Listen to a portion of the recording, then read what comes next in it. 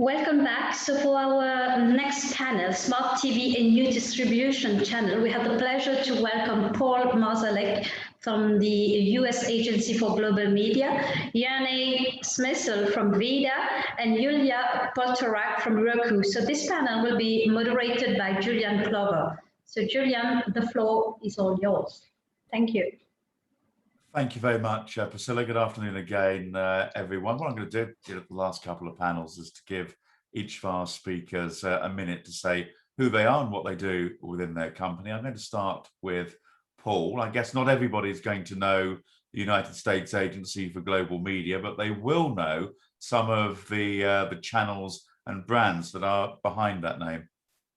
Yeah, the USAGM is the United States government agency that oversees our international broadcasting efforts. So the brands you'd know would be Voice of America, Radio Free Europe, Radio Liberty, Middle Eastern Broadcasting Networks. Really the brand there is Al Hura Television in the Middle East, Radio Free Asia, and then Radio and TV Marti to Cuba. So sort of 5 brands, and it would be a bad analogy, but sort of an analogy that we're at corporate, if you will, at the agency level.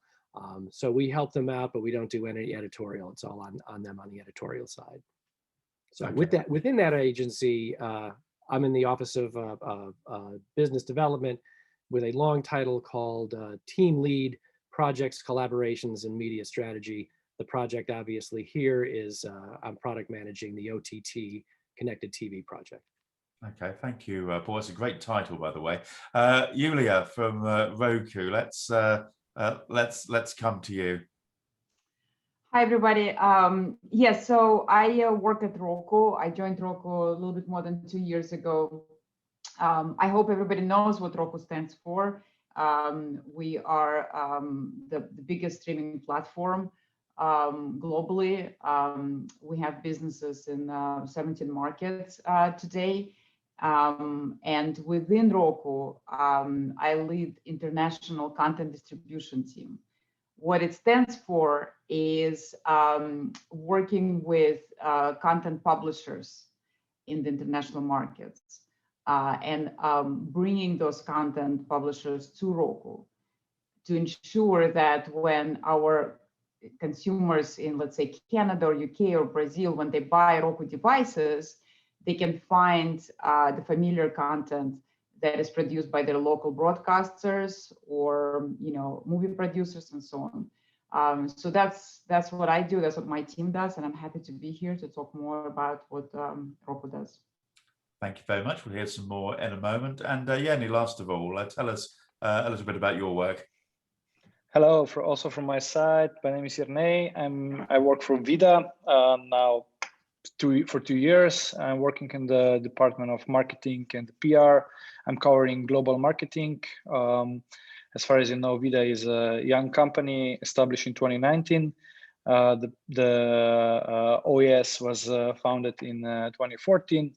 We are present in Hisense TVs and Toshiba and a few other OEMs. Yeah, that's it. Okay, that's good. Let's get underway. Julia, I want to start with you because in terms of what people find on Roku, is the object of the exercise to get as much content on there as possible, or are you looking to curate to make sure that you have an even number of channels from particular genres, or perhaps from not making sure that some of the smaller interests also surface?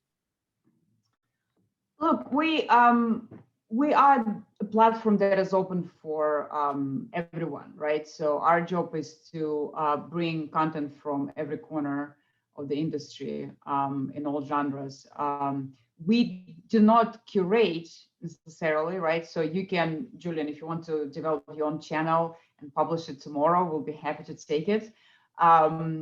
So we're pretty open-minded like this. What I think is worth mentioning is that we do watch out for the consumer interest and also the content publisher interests, right? So we do have tools that allow for the publishers to bring their content first and foremost to the consumer screens. So there's ability to do that. But we don't necessarily kind of interfere with that process. So if you as a publisher, let's say, think that you have some great content coming out tomorrow, let's say a sports match or a great movie, then you definitely can bring this out so more consumers can see it. But we're open to everyone, and we welcome all content publishers. And I will say, since I lead international part of the business, right, the content distribution, I will say that I have a special soft spot for the local content publishers. I do believe a lot in kind of generating more business coming from the local broadcasters. I think that's an untapped opportunity for them to come to Roku, and we definitely encourage for them to have the voice and to have the space on Roku, just like any other global guy. And I guess that's what's forgotten sometimes, isn't it? Amongst the various channel brands that are out there, very often it is actually the local channel. It may be a big local channel, it may be a small local channel, but it's very often that's the channel that people turn to first of all. So to have a presence on Roku and other platforms like Vida as well, that's significant for them to be seen up against the international names. I think it's absolutely the case, and in the conversations we have with local publishers, I encourage them not to kind of give up and not to be passive about this, not just bring the content to Roku, but actually be actively engaged with your audience, because it's a very competitive space. We do have thousands of channels, and it's becoming crowded and it's becoming really interesting. There are new tools, there are new ideas, and everybody's coming up with new ways of attracting audience. So we play obviously an active role in this by providing those tools. But I want to make sure that everyone has a chance to use them and everyone is actively engaged, because otherwise, you're going to have this, way to dominance of certain players versus the others. So we want to encourage this kind of diversity of the content. That's for sure. I'd like to explore some of those tools maybe in a moment or two. But Yanni, is it the same kind of principle for you? Are you going for local agreements like Julia is, or presumably there's some global agreements in there as well for the likes of Netflix, Amazon Prime, Disney Plus, and all the rest of them? No, I think those who you mentioned, at the end, it's some kind of hygienic. So they're present, I think, in all the platforms. But the local ones are very important. As Julia said before, our assessment is that especially the news and the local content could be provided just and only from local providers, content providers. There are a lot of content providers in various countries, and don't forget for expats. When you are abroad, you always like to hear your native language. When you turn on the TV, when you're listening your native language. There's a lot of expats, let's say from China across the world, from Russia, from Israel, from India. So there's a lot of content which must be provided in native language, and Vida is want to fulfill these requirements from the people, that they will be really able to consuming their content also when they are abroad. Yeah, Paul, you're saying this from a slightly different perspective, of course, being an operator of channels, I guess. Yeah.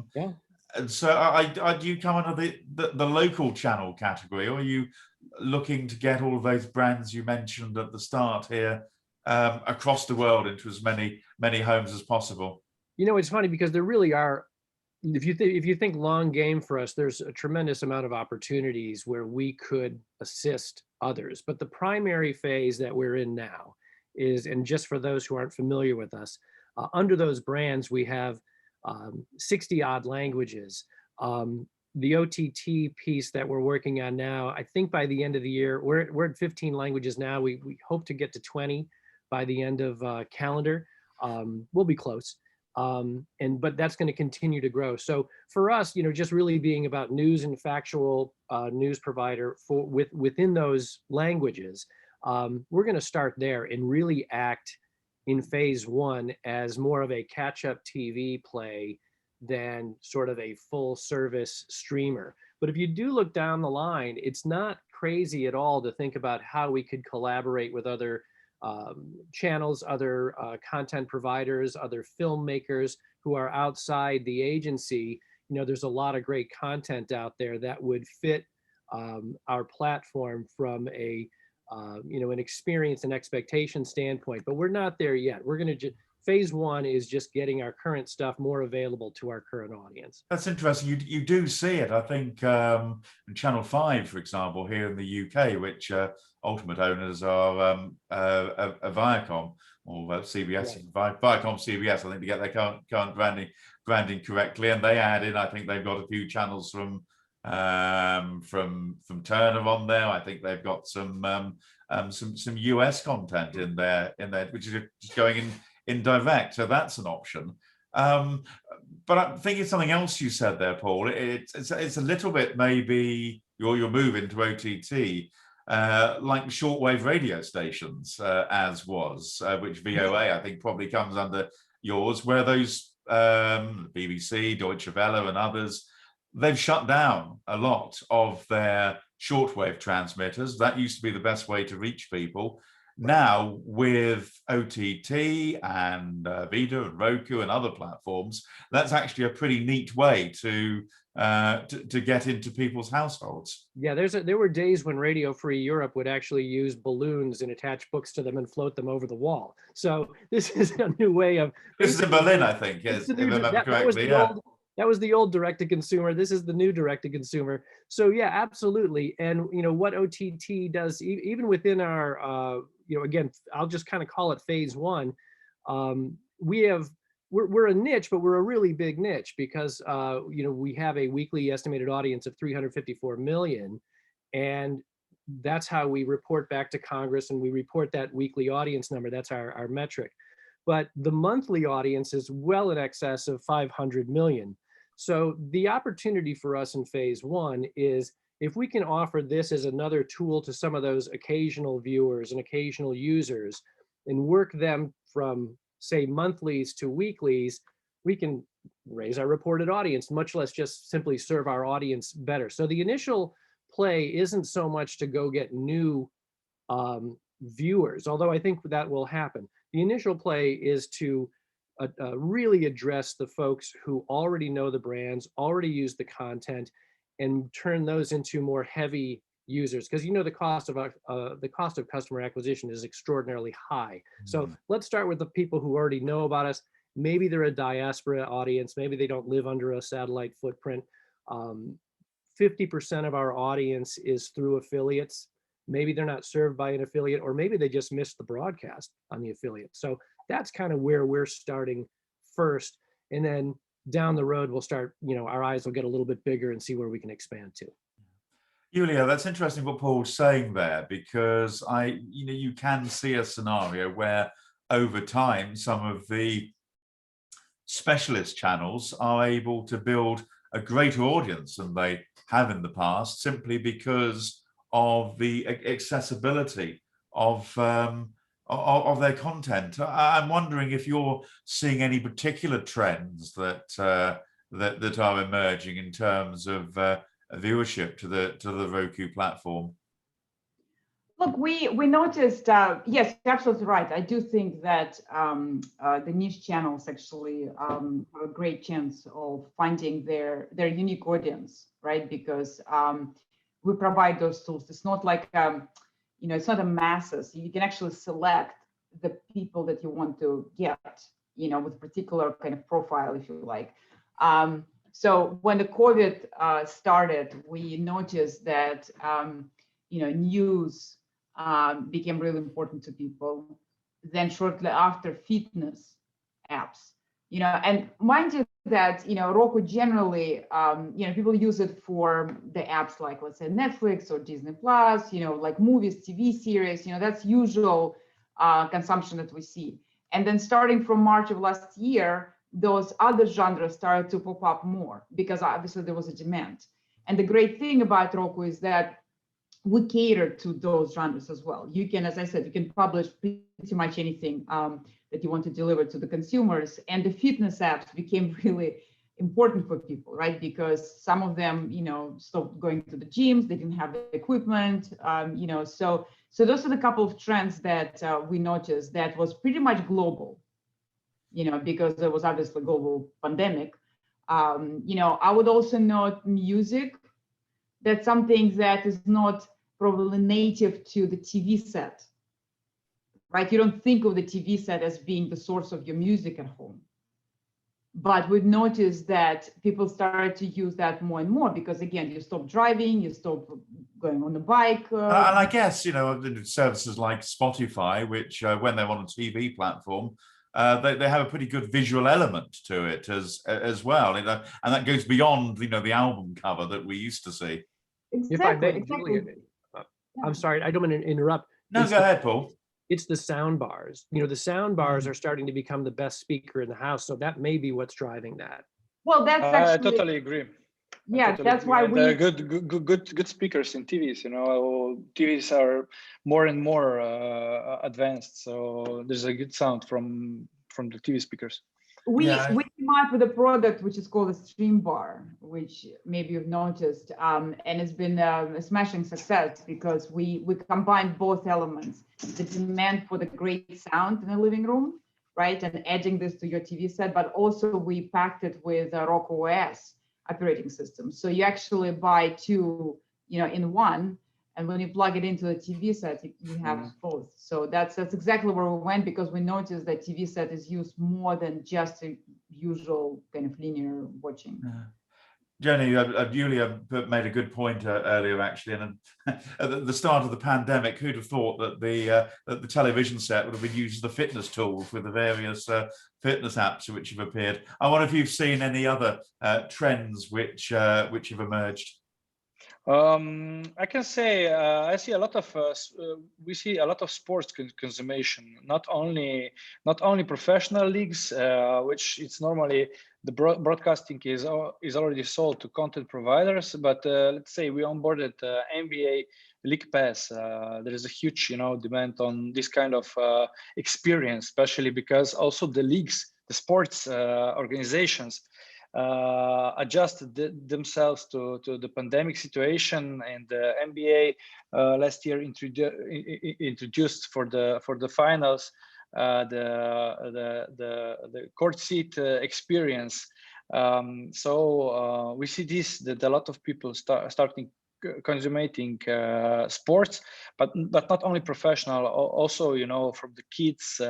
We have a great deal with partners in Africa. They're streaming all the kids content, sports events with the artificial intelligence cameras.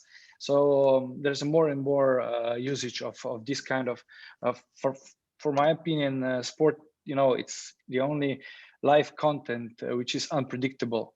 And it cannot be streamed with on demand. Look it for in reverse.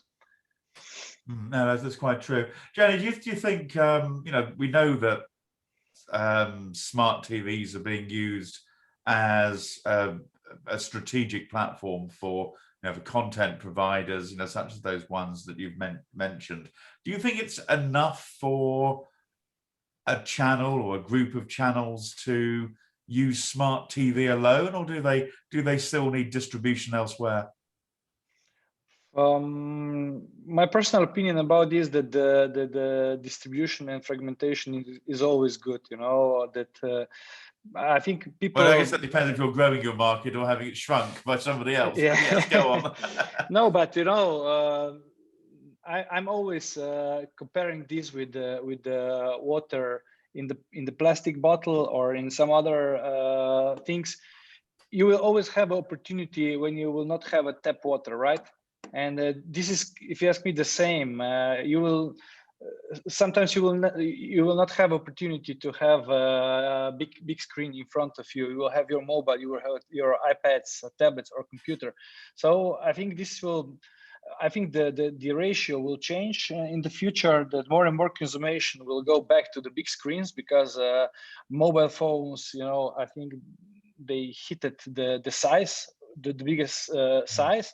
But at the end of the day, at the airplane, you will still watch, you know, movies on iPad, not on TVs.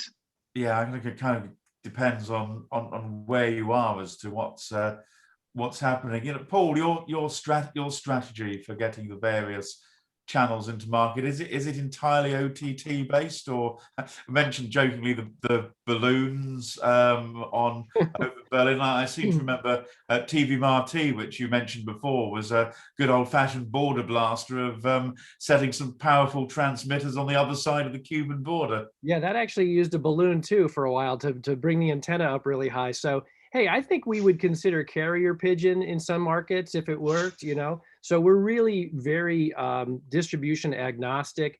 You know, our OTT project and connected TV project is a complement to and not a replacement for anything else, you know, that we do. You know, it's all going to be based on the very specific market, what access we have to that market. You know, OTT is a non-starter in North Korea. So, you know, we have to do something else there. So it's really about really granular research at the market level, what the audience is doing. You know, we just saw some stuff the other day that, you know, in Southeast Asia, even when they're using streaming products, it's very handheld driven. There's not a lot of 10-foot, you know, experience, you know, big screen experience. I mean, it's there, but not like you see, for example, in the West, for example. So we're very, very cognizant of what is available, what we can do. Again, OTT in Africa going to be sluggish. We know that, so we're altering our strategy a little bit on what the content might look like or what the bit rate might look like, and just target mobile there, for example, with low bit rates until further notice, until things become less expensive for the consumer. So we're distribution agnostic, but it's very, very hyper market specific.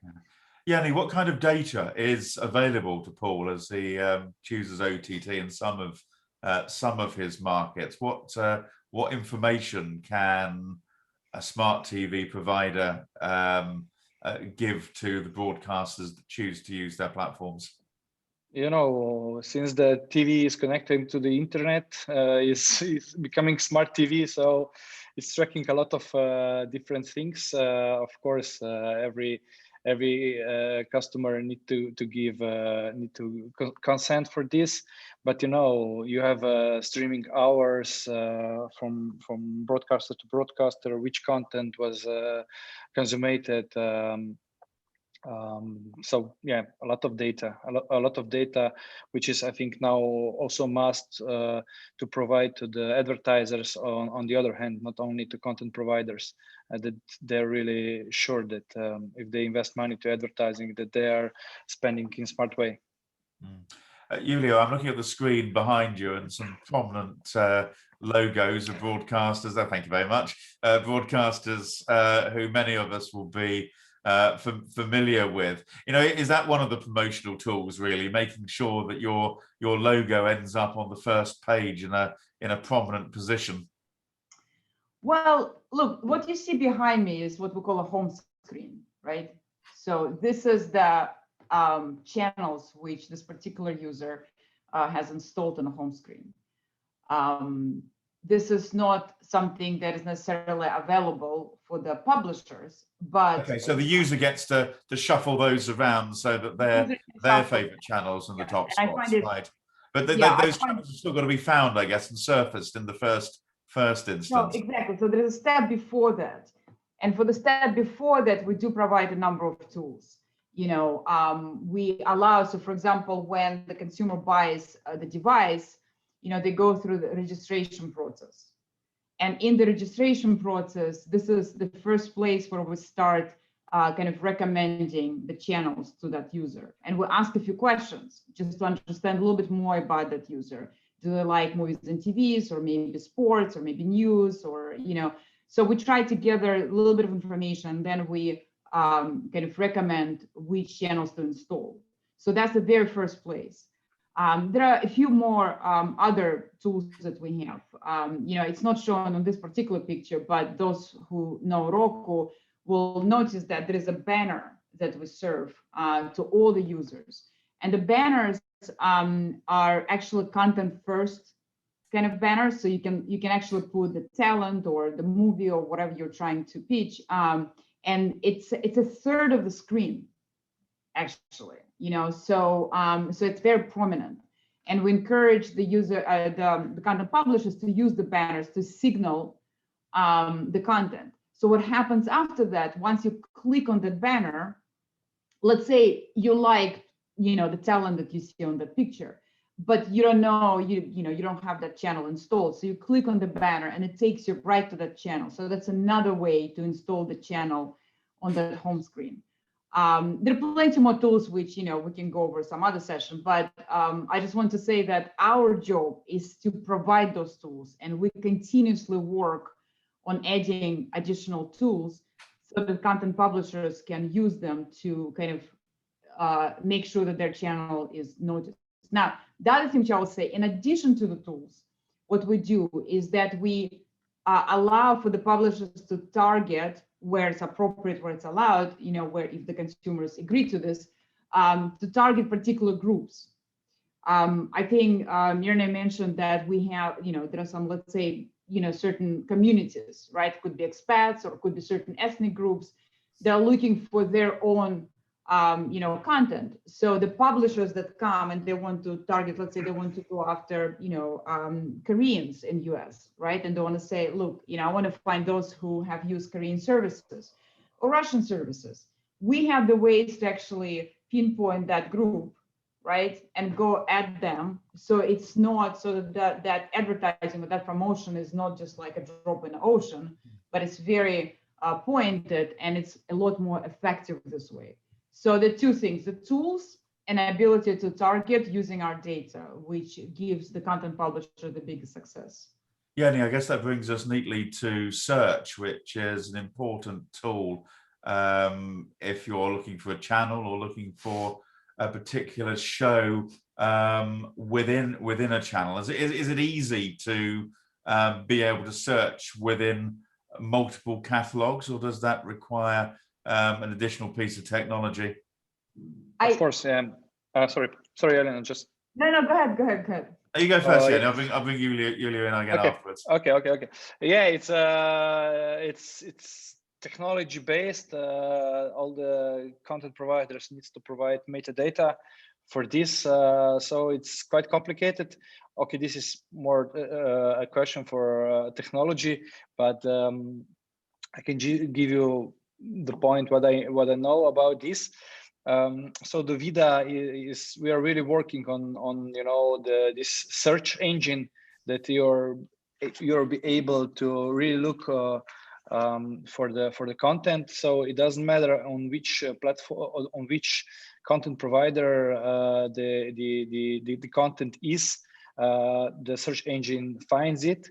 So it could be on Netflix, it could be on YouTube or some others, and then the customer decides from which content provider wants to consume the content on one hand, and on the other hand, this is connected with the costs for the end consumer, so they can decide for different models whether this is AVOD, SVOD, TVOD, I don't know. So they can decide on which from which content provider wants to consume it. This is a challenge, isn't it? You might be looking for a particular movie and it's on a free-to-air channel, if you don't mind watching it with a few adverts from time to time. Yeah. Then that same movie might cost you €10 on a on-demand platform as well. And I guess, Julia, it's a matter of giving the consumer the choice to being able to pick the option that they want. That's exactly it. And the reason why I was so excited to talk about the search is because it's literally probably my favorite feature that we have on Roku. And when consumers discover this, I think they become very happy, because it's universal search. It allows you to really find the specific title on a variety of services, And Julian, to your point, to choose and pick, right? Depending on the price, depending on, if you're subscribing to a certain service or not, just kind of where your mind is at the moment. Maybe you want to have free stuff, right? And that's exactly what the search does. And this is, as I said, the best function for the consumers, because it helps them to navigate all these thousands of channels. I myself found some a little bit more obscure movies on the Roku, and I discovered a couple of channels that I've never heard of before. And the search mechanism kind of signaled that, look, this movie is available at slightly lower price at this kind of service. And I was like, oh my God, I've never heard of it. I went there, I installed, I quickly registered and engaged. So, and I was very happy because that obscure movie wasn't available on the usual platforms, so it works for sure. Yeah. Thanks very much, Julia. I should probably remind people, if you want to ask a question, we're most welcome to do so using the appropriate box on the screen, and then I'll put that to the panel. I'd like to look at maybe some of the technical challenges which are around here. And I don't know what you think, Paul, but there just seems to be, OTT is great, but sometimes you just feel a little bit overwhelmed by the various features which are there. Yeah, I think that it's a concern in the near and long term for us. That something we have to be cognizant of is, even though it seems at this point, based on research, the consumer feature set is not extraordinarily large. I think search is a big one, but basically I want to find it easily and I want to press a button and it's going to play. And a few bells and whistles beyond that. The issue that we have, I think, is when you get a war like we have going on, and you have someone like a Netflix who, has their market cap has slipped to 220 billion. But I'm being facetious there. But you're going to have a situation whereby you have these major brands that just look spectacular. Whether it's pre-rolls or just go to Netflix and watch the experience. It's not the same experience that we are offering. And you see this situation in product management. It's a natural progression whereby luxury features ultimately become expected features down the road. So just as a simple example is, a luxury feature in a car once was to have a backup camera, so you could see on your screen if you were going to bump into a tree when you're backing out of a parking space. That was an amazing luxury feature, but is now in every single vehicle. So for us, the concern will be, will we be able to keep up at the user experience level within our budget, or what choices will we have to make? If the manufacturers of not only competitive streamers from an experience standpoint, but also perhaps device makers or television set makers, we're having issues currently because people are adapting to new remotes, wand type remotes, and that causes issues for us, and we have to have a compatibility with all the different Samsungs. It's not just being on Samsung, it's Samsung 2017, Samsung 2018, Samsung 2020, and that's okay. But if it splinters too much, we may have to make a return on investment decision to leave something behind and say. So you're saying that at some point you might say, on whatever TV manufacturer it might be, we can't continue on here because it is just getting too complicated for us, and there's not enough viewers watching to make it worth our while. Yeah, I fear that, and it hasn't come to pass yet. But I think, again, if you just think of that natural progression of feature creep, that could occur. Now, on the other hand, the good news is that every week we'll be talking to 354 million people and telling them exactly where they can find us. And so hopefully they will, if we say, look, we're going to be on these 5 or 6 major platforms, that's the deal. If they love us enough, they'll be on, they'll as consumers, follow us to those platforms or take advantage of those platforms. But it is something that is in the back of our heads that we're going to have to, we're going to have to keep up.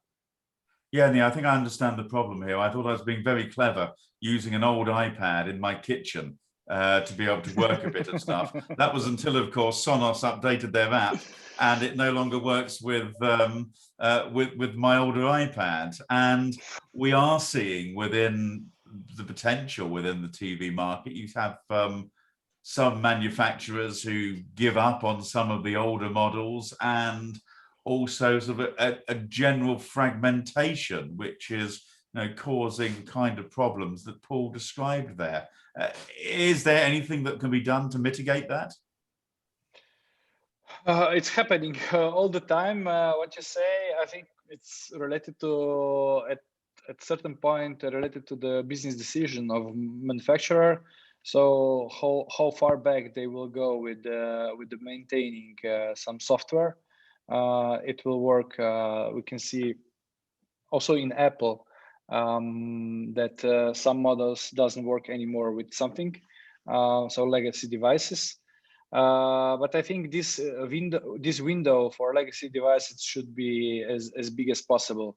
Once people, if you ask me, at least this normal period when someone is using, let's say, TV, the average period of using TV before you purchase the new one is 7 years. So I think it should be some kind of this kind of. It's coming down as well. Interestingly, I remember when it was up at about. When it was up, you know what is funny? 10. So, but and I wonder what's forcing that. I don't know. Maybe it's the speakers we were talking about earlier. I think it's forcing this that really the new TVs connected to the internet are really smart. They have a good processor and. You really don't need any more set-top box because in previous cases. You need to have a set-top box for something, but now everything is on TV, and not only streaming. We can talk about IoT in the future. We can talk about e-commerce and everything. That's an interesting one, because you've kind of got with Roku. It's kind of got a foot in both camps, at least in the United States, where there are, and I think a few other markets where there are Roku branded TV sets, but at the same time, your nice little boxes are what lots of people desire. Well, yeah, I just wanted to say that, we are in a unique position because we cater to both. We have devices, the streaming devices that everybody knows, and there's a variety of them, but we also have actively pursued the operating system in the TV sets, right? So Roku operating system in the TV sets is it's a big program for us. We have probably about 15 TV OEM partners right now in US. We probably have 8 or 9 now in Mexico, in Canada. So it's a big focus for Roku, and precisely for that reason, Julian, that you mentioned. That so you kind of end up in Yanni's business after a while, maybe in a few years' time, when maybe people won't need the Roku boxes. They'll need the technology which is inside them. Well, eventually it's going to get there, right? But there's plenty of slightly older TV sets that still need to be equipped. There are few rooms in a house or an apartment. There are different circumstances that people have. So we want to cater to all of those cases. People have summer houses and they want to take the Roku stick with them and not bother with re-registering, resetting everything. So. But one thing which I wanted to note is that Roku is, because we're all about the TV sets, we love the living room experience. We're very focused on providing the support for legacy devices. One thing that we do say to the consumers that, listen, we're not going to drop your device simply because it's 5 years, 7 years old. That's not what Roku is about. Roku is about supporting you all the way because we appreciate the loyalty. And our job on the engineering side is to ensure that experience is smooth, even though the device was bought, let's say, 7 years ago. So we give this promise to our consumers and to our partners, and we think it's important because, look, not everybody can buy a new device every year. So we stick to this. Yeah, I thought we'd lost you for a moment there. I wonder if we could turn and look at sort of the payment aspect for these things, because a number, whilst there are free services, kind of thing I think Paul is offering, You've got your Netflix, you've got Amazon Prime, Disney Plus, and you've got free-to-air broadcasters who simply say, well, in return for getting a bit more content, can you fill in this form so we know who you are? But you've got sign-on after sign-on after sign-on. How do you, is there a means to resolve that, or do we simply have to complete the details for every single broadcaster that we want to watch? It's interesting. We have this billing solution, which we call Roku Pay, but it's really kind of Roku commerce, you know, so you're able to subscribe while sitting on the couch. You know, it's a simple thing that matters, is that not to disturb the consumer while he's having this moment, you know, while he's excited or she's excited or the kid is over there, just to get that consumer right there. And you're absolutely right. Number of screens is something that our brilliant Roku Pay team looks after. They literally count, they literally see how much time is spent or wasted. You know, there are some cute anecdotes about when people drop off. Like, you know, if the, I don't know, if the state is not starting with the letter A, you know, in US, then it becomes too much hassle. You know, there are little mental things that make it more difficult. And Roku is, you know, really diligent about reducing those obstacles. Yeah. Because Yanni, I guess that's a challenge for you. So sorry to cut you off, Julia. I just want to ask Yanni if that's, you know, an issue for you guys as well. I guess particularly if somebody's going around their house signing into everything.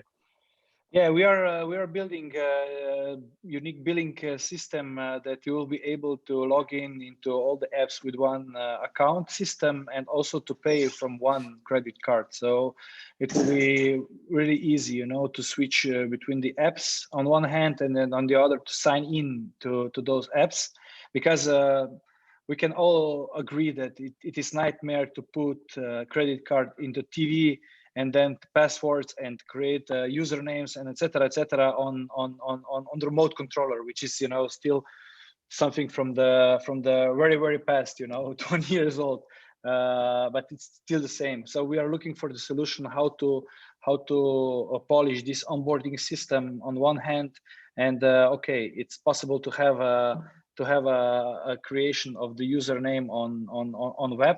It's much easier than you just sign in and you're in. Paul, I guess from your perspective, you know, you might want to, as you roll out your on-demand content, just something simple like giving the consumer the ability to start watching some of your content on an iPad or some other tablet, and then wander off and see the rest of the show on a TV. So these sign-in things affect all broadcasters. We actually do not require sign-in. There's upsides and downsides to that. And the reason that we don't, one, there's government agency regulations about tracking, but secondly, there are places in the world where it is dangerous for the consumer to watch us. You know, repressive regimes, for example, would love to get a hold of that, you know, sign in and account information of exactly who's watching. You know, a lot of people will be hitting our content from around the world, you know, through proxy servers and things of that nature. The downside of not having an account is we do lose a feature set in terms of recommendation engines and what have you. So a lot of our recommendations are going to have to be sort of editorial controlled as opposed to, but again, we're really largely in sort of just a couple of genres of news and features. So it's not huge for that standpoint, but we've roadmapped. What we'd like to do is get into a situation whereby you can set up an account at your option. So if you're in country X, fine. We don't, you know, just watch our stuff however you can watch it. But if you're, you know, living in London as part of a diaspora community, hey, you know, sign up an account if you don't have that level of fear. So that's a weird idiosyncrasy that's probably unique to us. Yeah, I guess so. And yeah, being under threat of death has been the whole new issue of the GDPR, I guess, really. Paul, thank you very much. And thank you to our other panelists, to Julia and to Yanni as well. Thank you very much for joining us. Thank you to everybody else for staying with us for this session. And I'll pass you back to Priscilla now. Thanks very much, everyone. Thank you.